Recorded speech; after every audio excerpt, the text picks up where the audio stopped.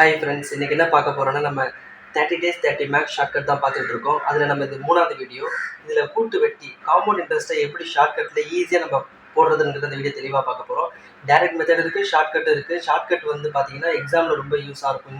இந்த சம்மை பொறுத்தளவு கூட்டு வெட்டியை பொறுத்தளவு ஏன்னா ஒரு கூட்டு வெட்டி ரொம்ப நேரம் டைம் இழுத்துக்கும். நம்ம ஷார்ட்டாக போடணும்னா ஷார்ட்கட் இதில் முக்கியம்.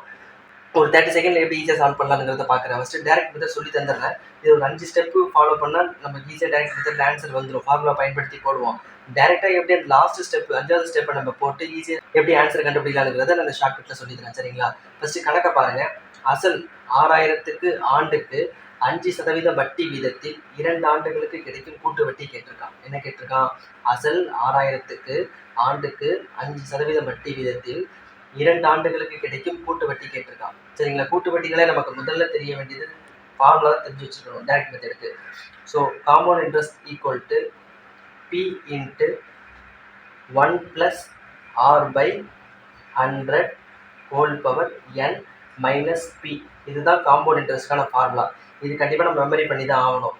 சரிங்களா? இப்போ கணக்கில் கொடுத்துருக்க டேட்டாஸை நம்ம எடுத்து எழுதலாம். சரிங்களா? இங்கே பி அப்படின்னு சொல்கிறது அசல் வந்து 6000 கொடுத்துருக்கான். வட்டி வீதம் சொல்கிறது 6 வந்து பார்த்தீங்கன்னா 5%. ஆண்டு அப்படின்னு பார்த்தீங்கன்னா அது n ஈக்குவல் டு 2. ஜஸ்ட் இந்த ஃபார்முலா அப்ளை பண்ணால் ஆன்சர் வந்துடும். பி வந்து எவ்வளவு? 6000 இன்ட்டு 1 + R வந்து 5 டிவைட் பை இங்கே இருக்கிற 100 எழுதிக்கிறோம். ஹோல் பவர் nங்கிறது and square minus b equal to 6000. இதை எப்படி எழுதிக்கலாம்? குறுக்க பெருக்கிக்கலாமா? 100 + 5 105 divide by 100 whole square minus b. சரிங்களா? இப்போ அடுத்த ஸ்டெப்பில் என்ன பண்ணிக்கலாம்? இதை அடித்து எழுதிக்கலாம். 5ஆல் அடித்தோன்னா 21 தடவை வரும், இது 20 தடவை வரும். 6000 இன்ட்டு இந்த 21 டிவைட் பை 20. சரிங்களா? அதை எழுதியிருக்கேன். ஹோல் ஸ்கொயர் இருக்கிறதுனால இது 2 வாட்டி எழுதிக்கிறேன். சரிங்களா? Minus B. இதுதான் நமக்கு லாஸ்ட் ஸ்டெப்பு. இதை அடித்து போட்டோன்னா நமக்கு ஆன்சர் ஈஸியாக கிடச்சிடும். ஆனால் டேரெக்டாக எப்படி ஷார்ட்கட்டில் இந்த ஃபார்மெட்டை எப்படி கொண்டு வரதுன்னு நான் சொல்லித்தரேன். அதை கவனிச்சுக்கோங்க. அதுலேயே நம்ம ஆன்சர் போட்டு காமிச்சேன்னா பார்த்துக்கங்க. சரிங்களா? எப்படி இந்த ஸ்டெப்பை நான் ஷார்ட்கட்டில் கொண்டு வரதுங்கிறது தான் இதில் முக்கியமான ஒன்றே. எப்பயுமே ஷார்ட்கட்டுன்னு எடுத்துக்கிட்டோம் அப்படின்னா கூட்டு வட்டியில் அசல் கொடுத்துருக்கானா அசலை அப்படியே எடுத்து எழுதிக்க வேண்டியதான். 6000 எழுதிக்கணும். இன்ட்டு இங்கே வட்டி வீதம் எவ்வளோ கொடுத்துருந்தாலும் சரி, 10% வட்டி வீதம் 5 எவ்வளோ கொடுத்துருந்தாலும் சரி, கொடுத்துருக்கிறது என்ன பண்ண போகிறோம்? 5% அப்படின்னாலே 100 இருக்கிறதா அர்த்தம். 100ன்னு எழுதிக்க போகிறோம். சரிங்களா? 5/100ன்னு எழுதிக்க போகிறோம். இதை அடிக்கணும். அடித்தோன்னா 5 25 100ன்னு வந்துடுது. சரிங்களா? இப்போ அடுத்த ஸ்டெப் என்ன பண்ணணும் அப்படின்னு பார்த்தீங்கன்னா கீழே இருக்கிற 20 அப்படியே எடுத்து எழுதிக்கணும். எப்பயுமே மேலே என்ன பண்ணணும்னு பார்த்தீங்கன்னா இந்த 20ஓட 1 கூட்டிக்கணும். 21 இந்த ஃபார்மெட்டில் எடுத்து எழுதிக்கணும். அடுத்து பார்த்தீங்கன்னா ஆண்டு 2 கொடுத்துருந்தாலும் இதை 2 வாட்டி எழுதணும். 3 கொடுத்துருந்தாலும் 3 வாட்டி பெருக்கி எழுதணும். ஸோ இந்த ஆண்டு 2 கொடுத்துருக்கனால 2 வாட்டி நம்ம இப்படி எழுதிக்கிறோம். சரிங்களா? இப்போ பார்த்தீங்கன்னா இவ்வளோ தான். ஃபார்முலா யூஸ் பண்ணதில் எதுவுமே யூஸ் பண்ண தேவையில்ல. ஜஸ்ட்டு லாஸ்ட் ஸ்டெப் வந்து டேரெக்டாக இங்கே கிடச்சிரும். இன்னொன்று சொல்கிறேன் பாருங்கள்.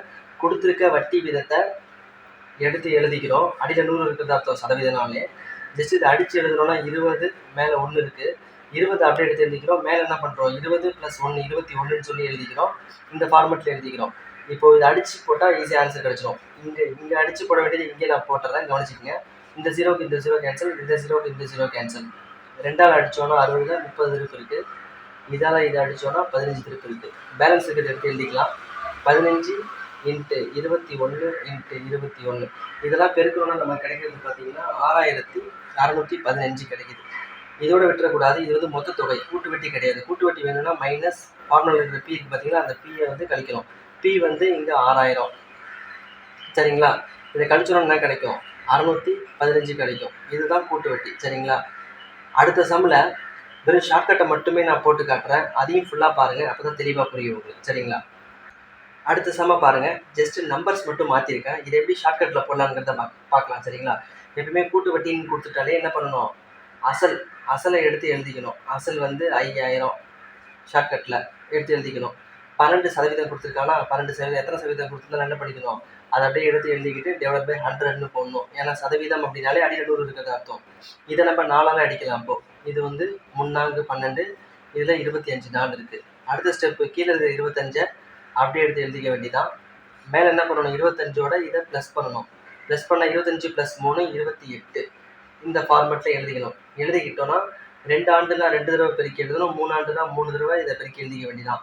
ஆண்டு 2 கொடுத்துருக்கானா என்ன பண்ணலாம், 2 தடவை எழுதிக்கலாம். 28/25 எழுதிக்கலாம். இதை அடிச்சு எழுதிட்டா ஈஸியாக ஆன்சர் கிடச்சிடும். இது நம்ம ஃபார்முலா போட்டு ரொம்ப லாகெல்லாம் போடணும்னு அவசியம் கிடையாது. 25 50ல் 2 25 இருக்குது. பேலன்ஸ் இந்த 2 0 வந்துருமா, 200 இருக்குது.